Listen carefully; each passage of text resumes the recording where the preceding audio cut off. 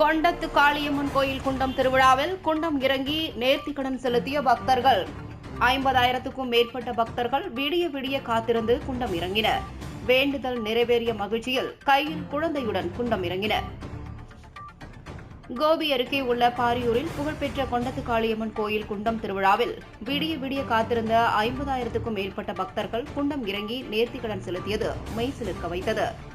கோபி அருகே உள்ள பாரியூரில் பல நூறு ஆண்டுகள் பழமையான புகழ்பெற்ற கொண்டத்து காளியம்மன் கோயில் உள்ளது. இந்த கோயிலில் ஆண்டுதோறும் குண்டம் மற்றும் தேர் திருவிழா ஜனவரி மாதம் நடைபெறுவது வழக்கம். இந்த குண்டம் திருவிழாவில் கோபி மட்டுமின்றி ஈரோடு, திருப்பூர், கோவை உள்ளிட்ட பல்வேறு மாவட்டங்களிலிருந்தும் கர்நாடக மாநிலத்திலிருந்தும் 50,000க்கும் மேற்பட்ட பக்தர்கள் குண்டம் இறங்கி நேர்த்திக்கடன் செலுத்துவது வழக்கம்.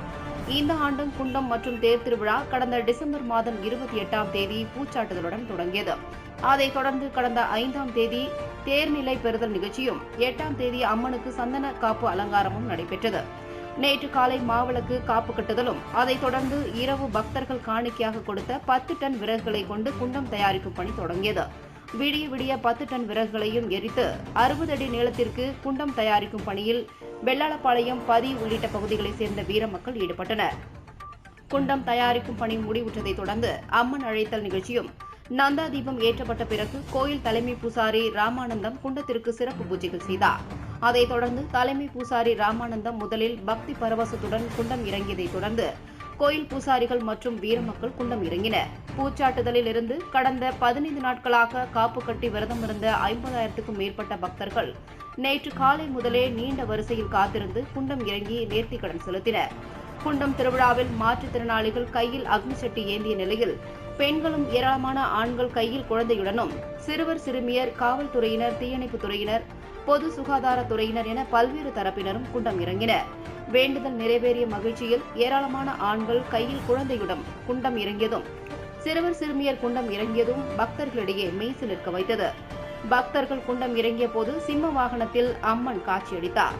குண்டம் திருவிழாவில் 50,000க்கும் மேற்பட்ட பக்தர்கள் பல்வேறு மாவட்டங்களிலிருந்து வருகை தந்ததைத் தொடர்ந்து ஈரோடு மாவட்ட காவல்துறை கண்காணிப்பாளர் திரு ஜவஹர் தலைமையில் கோபி டிஎஸ்பி திரு தங்கவேல், சத்தியமங்கலம் டிஎஸ்பி திரு சரவணன், பவானி டிஎஸ்பி அமிர்தவர்ஷினி மற்றும் 1000க்கும் மேற்பட்ட காவல்துறையினர், ஊர்காவல் படையினர் கோயில் வளாகம் முழுவதும் பாதுகாப்பு பணியில் ஈடுபடுத்தப்பட்டிருந்தனர்.